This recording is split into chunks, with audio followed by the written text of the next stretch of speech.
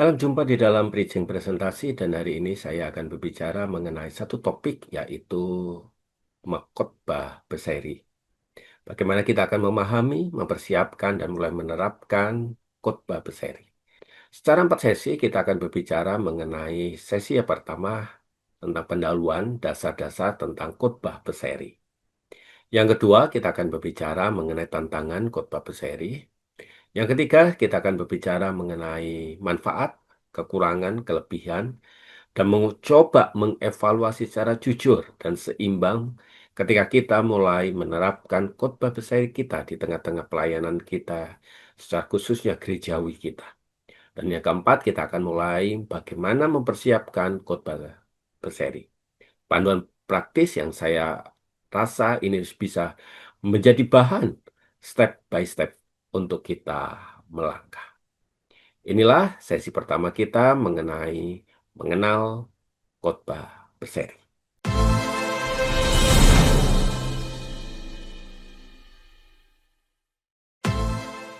Tujuan pembelajaran di dalam sesi yang pertama ini saya ingin kita semua, rekan-rekan hamba Tuhan, mulai memahami definisi khotbah berseri secara tepat. Yang kedua, saya akan mengajak Anda mencoba mengarah mengenal sejarah perkembangan khotbah berseri. Yang ketiga, kita akan coba membedah khotbah berseri dengan khotbah yang bersifat topikal. Yang keempat, kita akan mencoba melihat, mengeksplorasi khotbah berseri di dalam pelayanan kita bersama. Tentu, sebelum kita melangkah, mari kita mau coba melihat definisi atau apa itu khotbah berseri. Khotbah berseri atau sermon series atau expository preaching series adalah pendekatan berkhotbah di mana pengkhotbah itu menyampaikan serangkaian khotbah yang saling berhubungan di dalam satu tema, di dalam kitab suci, di dalam satu topik tertentu, di dalam beberapa waktu, atau di dalam kali pertemuan ibadah kita.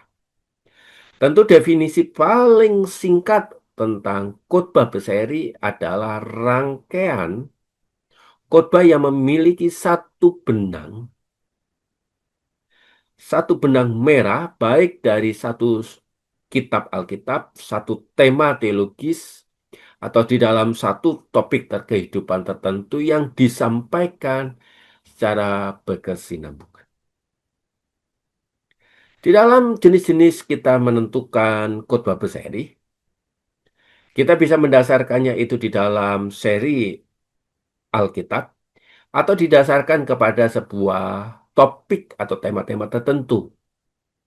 Kalau kita ingin mendasarkannya itu di dalam seri kitab Alkitab, tentu kita bisa menemukan seri khotbah dari sisi kitab Roma, sesi khotbah dari kitab Mazmur, atau sesi khotbah dari kitab Injil Yohanes. Itu yang didasarkan di dalam kitab-kitab yang seri yang berdasarkan kitab Alkitab. Tetapi kalau seri khotbah kita didasarkan kepada tema atau topik tertentu, misalnya kita akan menemukan di bulan tertentu kita akan mencoba melihat seri keluarga Kristen. Di bulan-bulan tertentu kita akan mencoba berbicara mengenai doa. Atau di bulan-bulan Pentakosta kita akan berbicara mengenai kehidupan pribadi Roh Kudus. Nah, praktik berkhotbah secara berseri sebetulnya bukan hal yang baru. Kalau kita melihat lini masa perkembangannya di dalam Alkitab, kita akan menemukan di dalam kitab Nehemia pasal yang ke-8, Esra itu membacakan atau menjelaskan kitab Taurat itu secara berurutan kepada umat Israel di sana.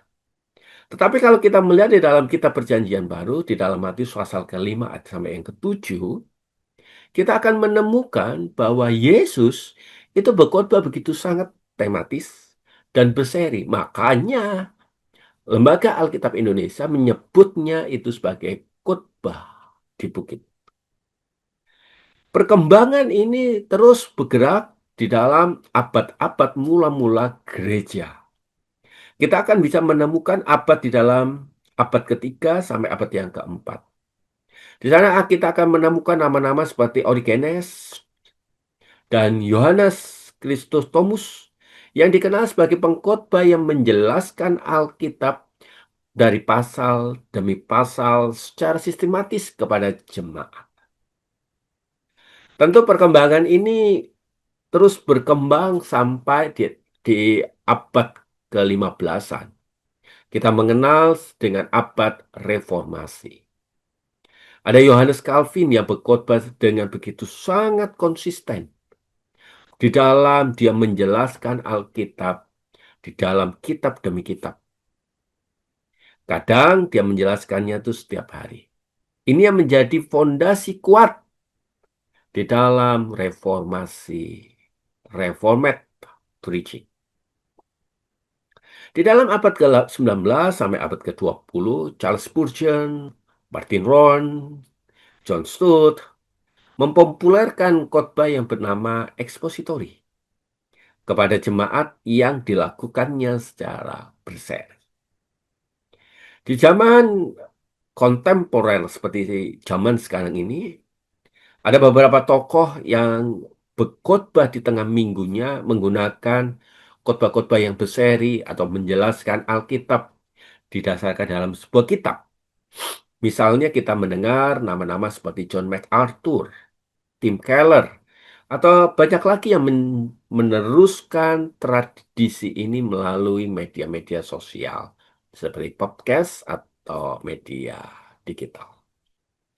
Tentu ini menjadi sebuah dasar yang menjelaskan bahwa khotbah berseri bukan khotbah yang baru saja muncul, tetapi ini sudah khotbah yang sudah lama berkembang.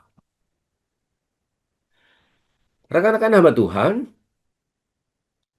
khotbah berseri adalah khotbah yang berbeda dengan khotbah topikal.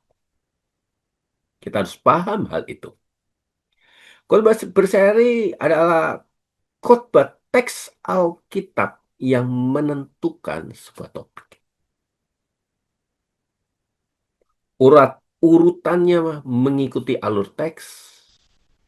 Jemaat tahu apa yang akan dibicarakan di minggu yang akan datang dan memaksa para pengkhotbah membahas semua teks. Bahkan dia bersifat lebih mendalam dan bersifat kontekstual. Kalau khotbah-khotbah bersifat topikal, topik itulah yang menentukan teks Alkitab. Urutannya berdasarkan logika topik, bersifat lebih fleksibel, responnya berdasarkan situasi, dan pengkhotbah bebas untuk memilih teks Alkitab mana yang akan digunakan. Tentu mempunyai keuntungan lebih relevan dan secara langsung. Di dalam sesi yang pertama ini, mari kita mencoba berdiskusi. Pernahkah Anda mendengar atau menyampaikan khotbah berseri? Ceritakanlah pengalaman Anda di dalam kolom chat, di dalam kolom komentar tentang pengalaman Anda ini. Kedua, menurut Anda, menurut rekan-rekan, mengapa khotbah berseri penting untuk masa sekarang ini? Ketiga, kitab atau topik apa yang Anda ingin jadikan sebagai seri khotbah pertama Anda ketika Anda akan berkhotbah kepada jemaat Anda. Inilah bagian pertama kita, yaitu tentang perkenalan khotbah berseri. Kiranya respon Anda sangat menentukan bagaimana kita bisa berdiskusi bersama di dalam channel kita, Preaching Presentasi. Tuhan Yesus memberkati kita.